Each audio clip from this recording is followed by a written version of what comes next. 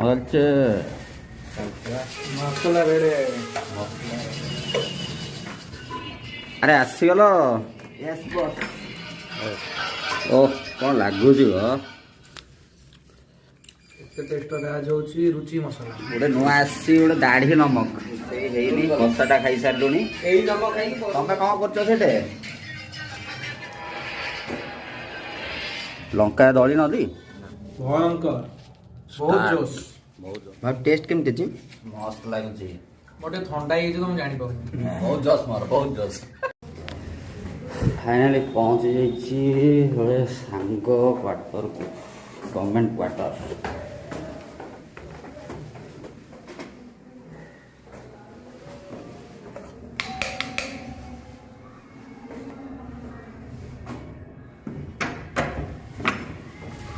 ଅଛି ଏଇଟା ପକେଇ ଦେଇଯିବୁ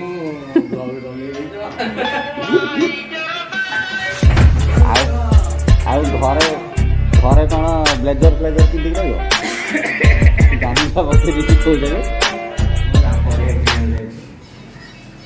କି କରିବା?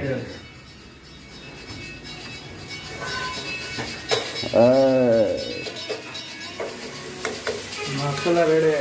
मसला रेडी भाई पूरा नॉन स्पाइसी मसला है। Non spicy.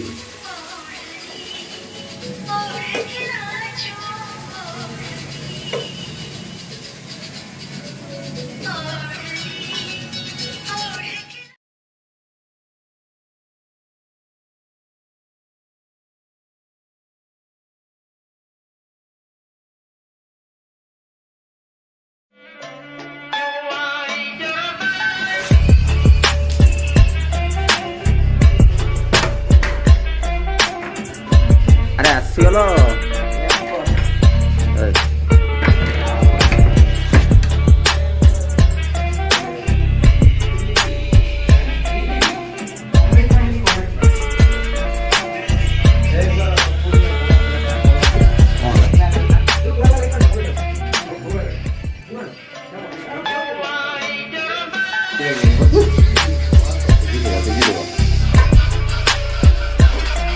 ଓ କ'ଣ ଲାଗୁଛି ଗ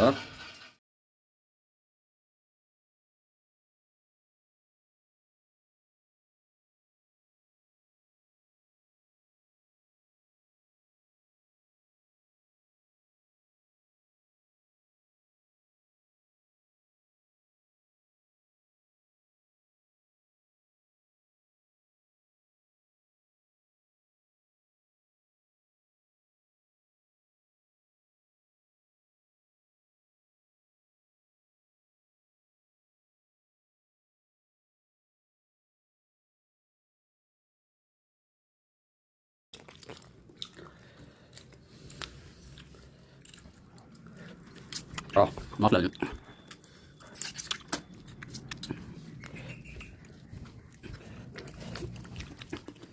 ଏତେ ଟେଷ୍ଟ ରାଜ କ'ଣ? ଏତେ ଟେଷ୍ଟ ରାଜ ହଉଛି ରୁଚି ମସଲା। ରୁଚି ପକେଇବ ବାଛି ବାଛି। ରୁଚି ରୁଚି ରୁଚି ନାଇଁ ନାଚି ନାଚି ନା। ଆମେ ରୁଚି ମସଲା ସେମିତି ପ୍ରମୋଟ କରୁଛୁ। ଶଳା ଆଜି ଭିଡ଼ିଓ ପଠାଅ କହିବ 100 ଟଙ୍କା ଦେ। ରୁଚି ମସଲାର ଫ୍ରିରେ ପ୍ରମୋଟ ହେଇଗଲା ଆଜି। ଆମକୁ ଡାକିବ ଆଉ କେଉଁ ଦିନ ଗୋଟେ ଆଉ।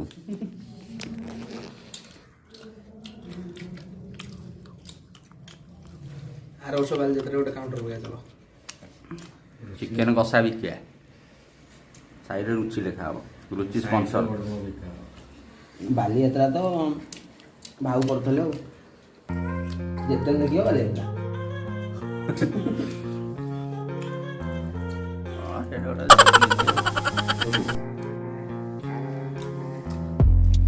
କେବେ ବି ଯାଇନି।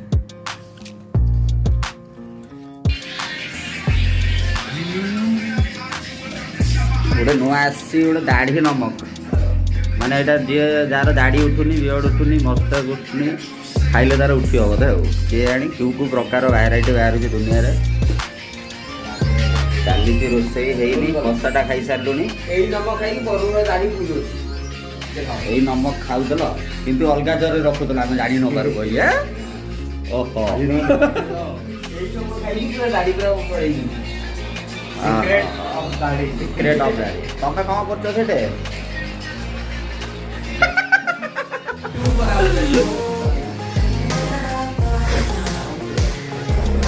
ଚିକେନଟା ଆସିଯାଇଛି ଚିକେନ କରି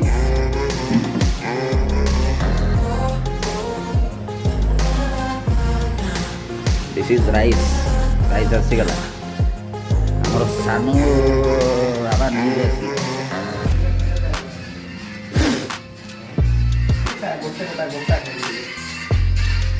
ଦାଢ଼ି ଲୁଣ ପକେଇବ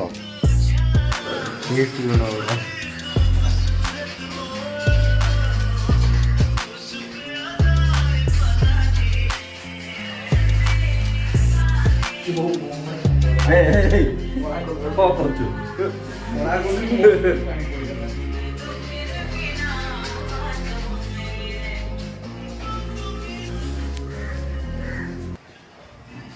चला ଖିଆ ହେବ ଏନେ ରେଡ଼ି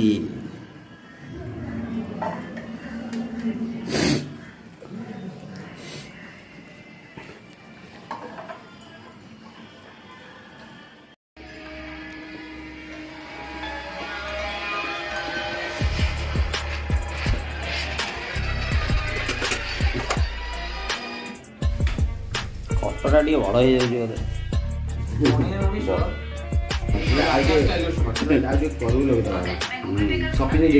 ଆରେ ଖଟଟା ସେମିତି ଲଗେଇଲେ ବି ହବ ଯେ ସେମିତି ଲଗେଇଲେ ବି ହେଇଯିବ ଦାଦା ଏପଟେ ବସିବେ ନା ଲୋକ ଏପଟେ ବସିବେ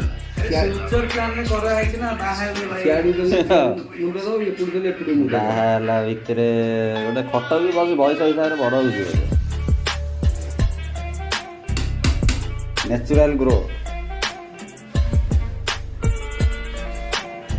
ଖଟଟା ବଡ଼ ହେଇଯାଉଛି କି ତମର ମାନେ ଦିନକୁ ଦିନ ମଣିଷ ଯେମିତି ଏଜ୍ ଗଲେ ଯେମିତି ଗ୍ରୋ ହୁଏ ଶୀତ ଦିନ ଆଗକୁ ଦେଇదా ବର୍ଷା ଦିନ ଖରା ଦିନ ଖାଇବେ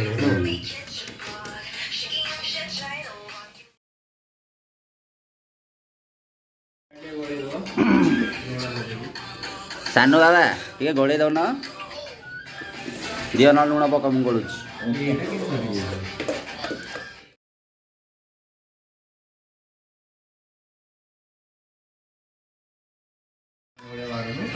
କିଶୋର ଭାଇ ଚିକେନ କିଶୋର ଭାଇ ଚିକେନ ଲଙ୍କା ଦଳିବନି ସେଇଥିରେ ଖାଲି ମିକ୍ସ କରିଦେବ ମତେ ଅଳ୍ପ ଦେବ ତ ତମେ କ'ଣ ଖାଇବ ସକାଳୁ ଖାଇଦେବୁ ଭାତ ନାଇଁ ସକାଳୁ ତ ସମସ୍ତେ ଖାଇଛନ୍ତି ମୁଁ କିଛି ଖାଇନି କିନ୍ତୁ ସକାଳୁ ତମେ ଜଳଖିଆ ଖାଇଛ ମୋ ଭଳିଆ ଭାତ ଖାଇ ନବ ଖାଇଲା ବେଳୁ ଶୁଣିବା ଆଉ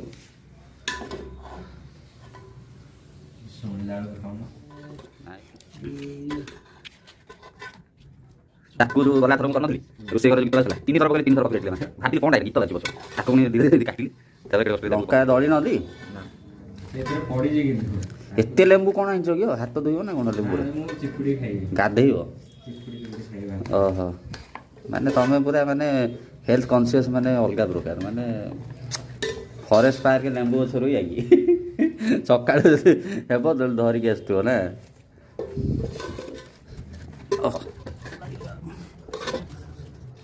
ଏତେ ଥାଉ ହଁ ଲେମ୍ବୁ ଏମିତି କ'ଣ ଦଳୁଛ ସିଏ ଇଏ ବରୁଣ ଭାତରେ ଦଳିବ ବା ମୁଁ ଗୋଟାଏ ହିଁ ଇଏ କରୁଛି କେତେ ଲେମ୍ବୁ ପିତା ବେଶୀ ପିତା ହେଇଯିବ ଖଟା ହେଇଯିବ ଏତିକି ଥାଉ ପିତା ହେଇଯିବ ପୁଣି ପିତା ହେଲେ ପୁଣି କହିବ କଥା ବିନ୍ଧା ହେବ ପୁଣି ମଥା ଆପନା କିଆ ଯାତା ଅଲଗା ପ୍ରକାର ଝୋଳ ହେଇଛି ଥ୍ୟାଙ୍କ ୟୁ ଏଇଟା ମଝିରେ ରଖିବା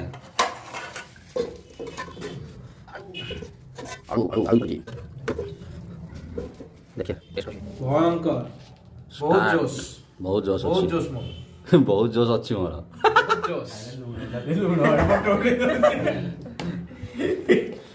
ସଞ୍ଜୟ ଯୋଉ କହିଲା ବହୁତ ଜୋଶ ମୋର ଆରେ ଖାଇଲେ ସଞ୍ଜୟର ବିଷୁଳ ଓହ ଖିଆ ପୁଣି ପଇସା ଉଠେଇ ଦେଇଛି ମାନେ ସେ ଜାଗା ବି ଛାଡ଼ି ନାହାନ୍ତି କୋଉଠି ବୁଲିବାକୁ ଯାଇଥିଲେ ଟୋଟାଲ ଉପରକୁ ଯାଇକି ସଞ୍ଜୟ ଗୋଟେ କୁଆଡ଼େ ଯାଇଥିଲୁ ଉପରକୁ ରାକ୍ଷୀ ବି ପଳେଇଥିଲା ରାକ୍ଷୀ ସାଙ୍ଗେ ପରେ ବଢ଼ିଆ ହେଇଛି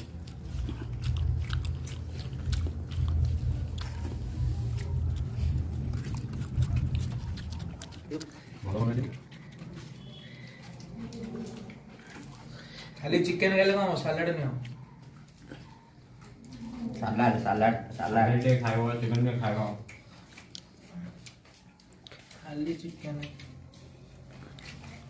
ଭାଇ ଟେଷ୍ଟ କେମିତି ଅଛି ମସ୍ତ ଲାଗୁଛି ବରୁଣ ବାବା ଭୟଙ୍କର ମୋର ଟିକେ ଥଣ୍ଡା ହେଇଯାଇଛି ତ ମୁଁ ଜାଣିପାରୁନି ଟିକେ ନଣ୍ଡା ହେଇପଡ଼ ବହୁତ ଜସ୍ ମୋର ବହୁତ ଜସ୍ ଏନ୍ଜୟ ହଉ ଆମେ ଖାଇସାରିକି ଦେଖାଉଛୁ